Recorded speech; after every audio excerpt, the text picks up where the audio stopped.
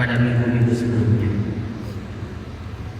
Kita berdoa kepada Allah, semoga Allah Subhanahu wa taala menerima amal kebajikan kita sebagai sebuah amal yang diterima di sisi Allah Subhanahu wa taala.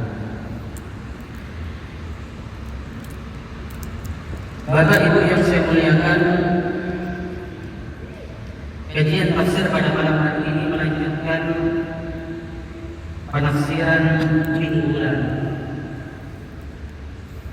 yakni pada minggu lalu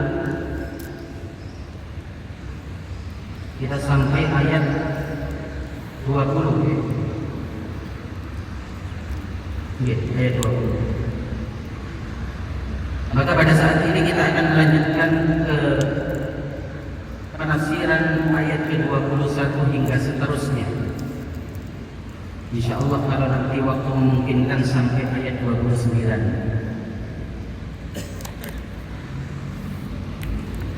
A'udzu billahi minasy syaithanir rajim. Bismillahirrahmanirrahim. Ya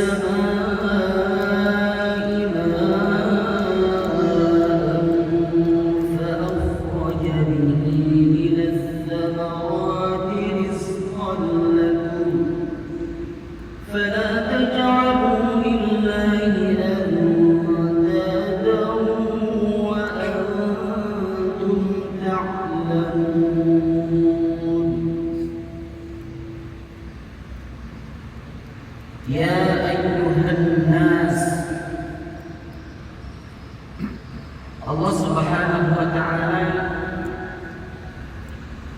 memulai firman-Nya dengan kalimat panggilan, dengan kalimat seruan.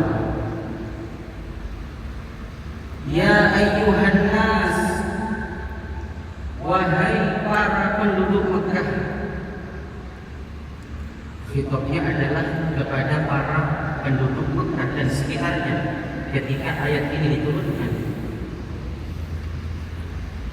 Atau jika kita memahami bahwa an-nas itu adalah kalimat yang umum, maka seruan ini hadirin hadirat rahimakumullah berlaku untuk seluruh manusia hingga akhir zaman.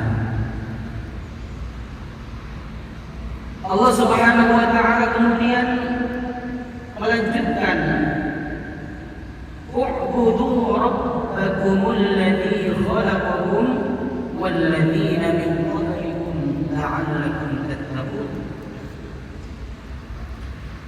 Sembahlah Tuhan kalian, atau kata Imam As-Suyuti wonten tafsirnya mriki, wahidu, tauhidkanlah Tuhan kalian. Sembahlah Tuhan kalian dengan meyakini bahwa Allah Subhanahu wa ta'ala sebagai satu-satunya Tuhan. Alladzi khalaqakum wal ladzina min qablikum, yang mana Allah Subhanahu wa ta'ala telah menciptakan kalian. Ansha'akum wa lam takunu syai'an, artinya bahwa Allah telah mewujudkan kalian, telah membuat kalian yang mana sebelumnya kalian tidak ada.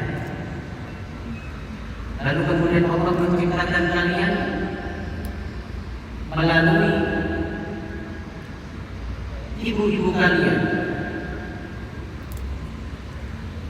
Walladzina min qablikum, dan Allah juga menciptakan orang-orang sebelum kalian, la'allakum tattaqun, agar kalian bertakwa kepada Allah Subhanahu taala.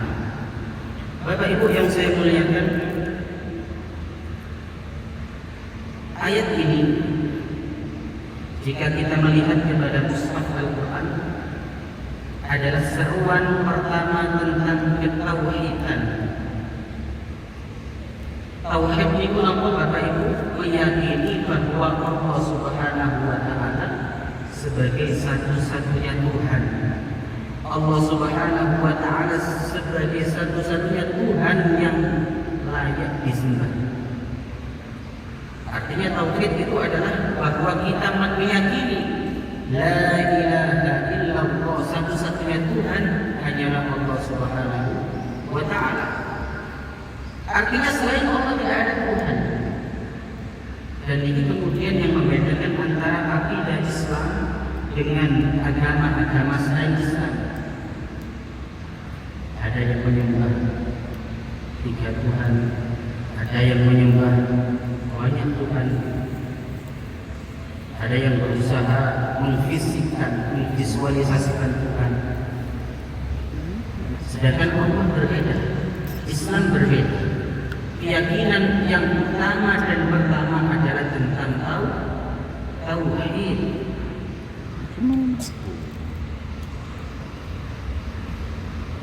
Dan Bapak Ibu rahimakumullah, kenapa kemudian sebagai seorang manusia, sebagai seorang yang beriman, kita diperintahkan oleh Allah untuk mentauhidkannya.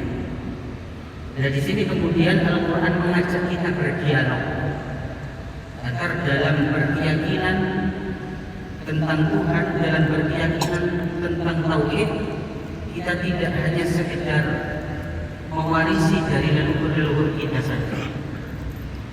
Agar dalam berkeyakinan, dalam bertauhid kepada Allah, kita tidak hanya asal KTP saja. Jadi bukan hanya Islam itu turunan. Di sini kemudian Allah Subhanahu wa taala mengajak akal kita, mengajak logika kita untuk berpikir. Kenapa kemudian kita menjadikan Allah sebagai satu-satunya Tuhan?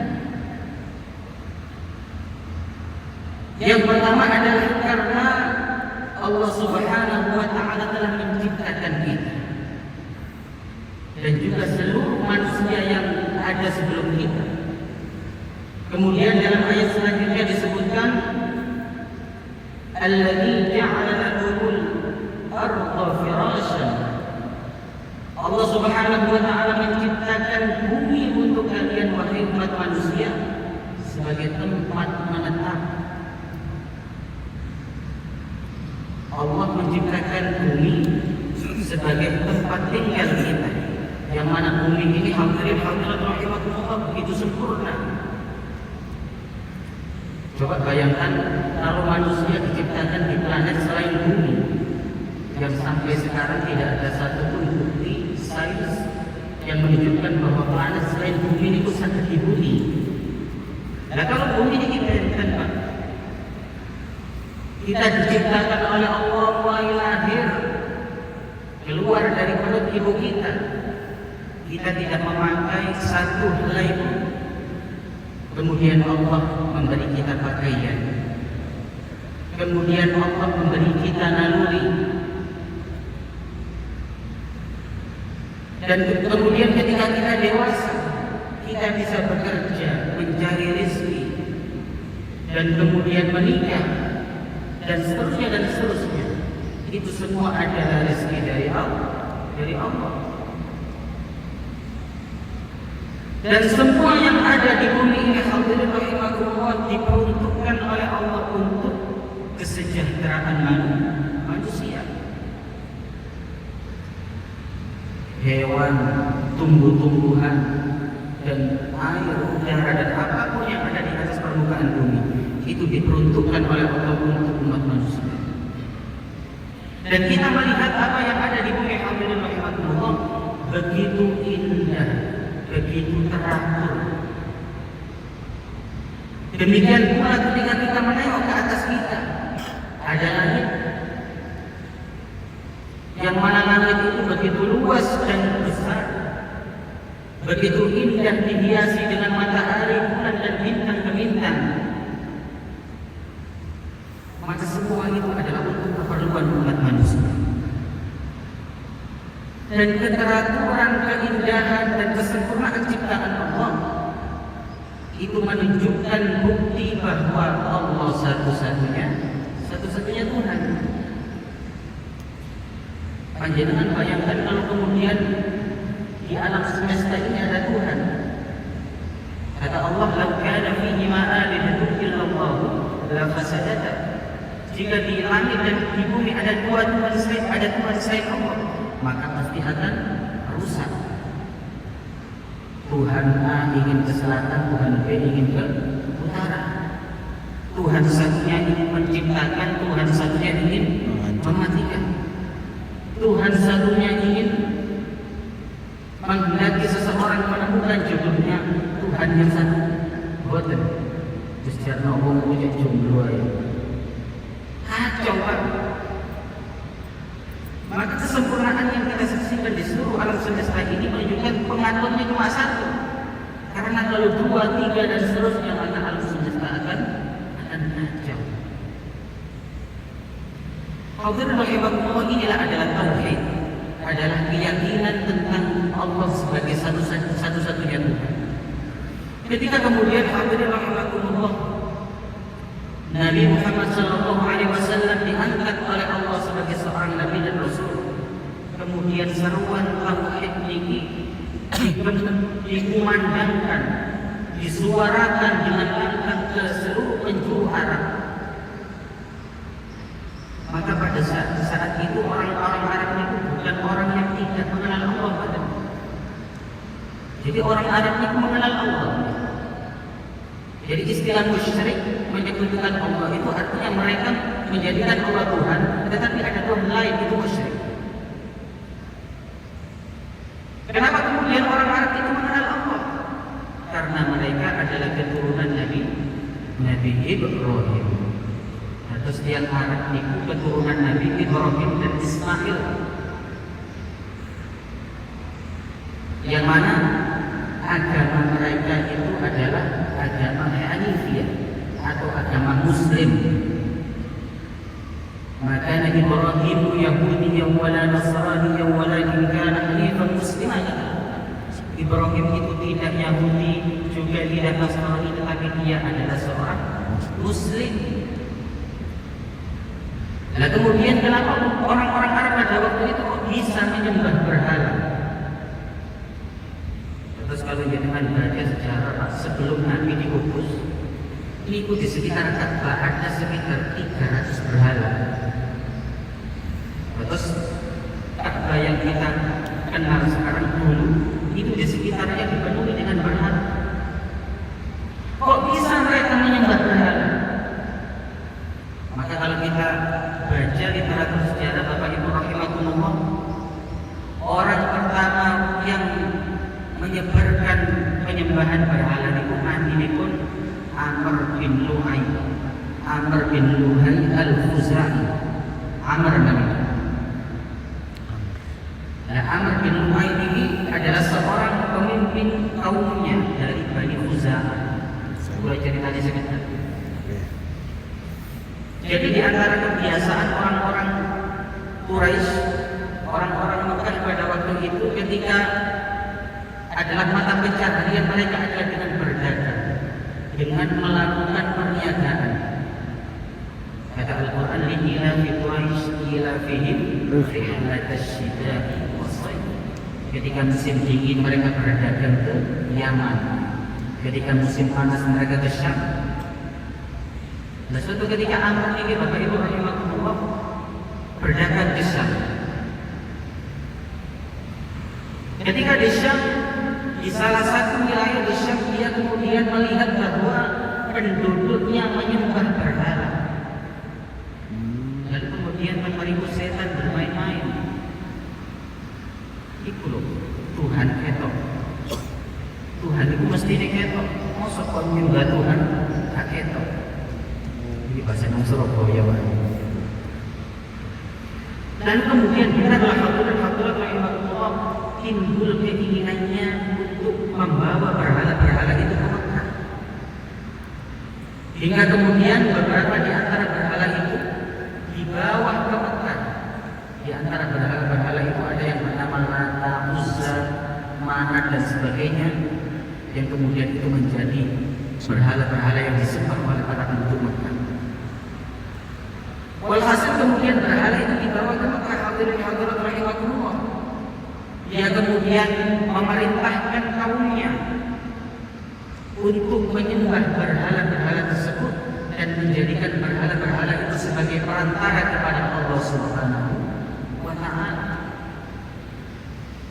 Makanya kalau kerusakan,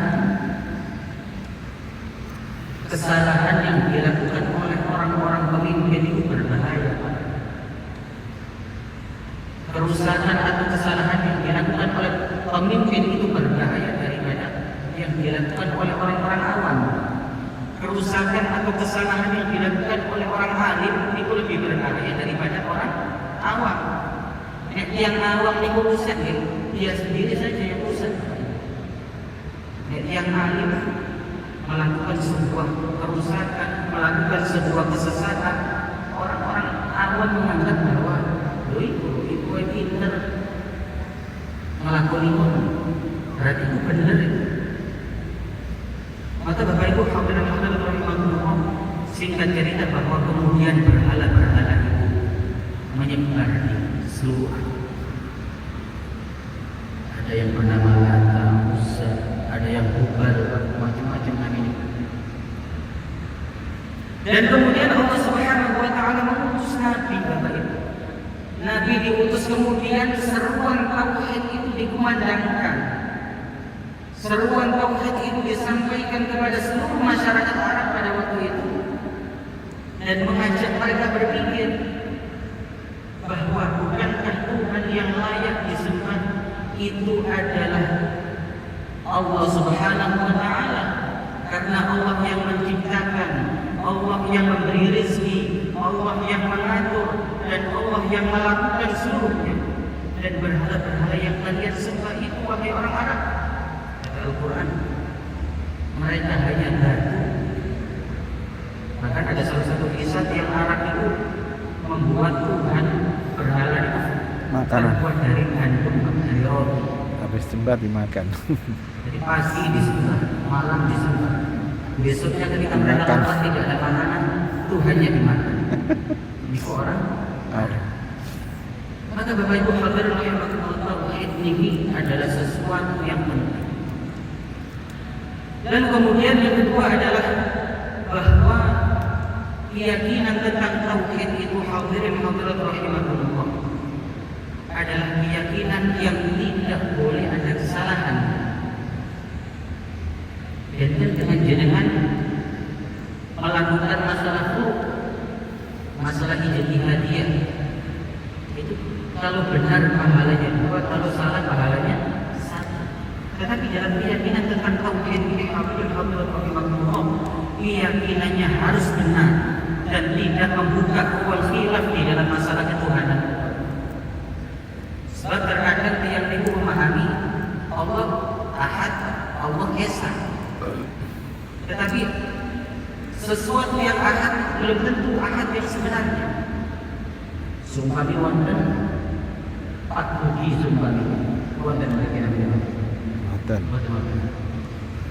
Pak Budi itu jamaah Masjid Al-Akbar yang bernama Budi hanya satu semisal. Tetapi Pak Budi ini terbuat dari rangkaian jisim, terbuat dari susunan tubuh, dan dia bisa dibagi-bagi. Tetapi Allah Subhanahu wa Ta'ala tidak. Karena Allah Subhanahu wa Ta'ala itu tidak berupa materi, Bapak Ibu. Maka keesaan Allah Subhanahu wa Ta'ala itu adalah esa. Oleh para ulama dikatakan esa dalam zat, zatnya Allah itu satu. Allah punya seluruh sifat sempurna, muttasifun bi kulli kamal wa munazzahun an kulli naqs. Allah adalah zat yang mempunyai seluruh kesempurnaan dan Allah dibersihkan dari segala noda kekurangan itu. Dan keesaan Allah itu Bapak Ibu, selain Allah esa dalam zat, Allah esa dalam sifat. Artinya sifat Allah itu tidak menyamai sifat makhluknya.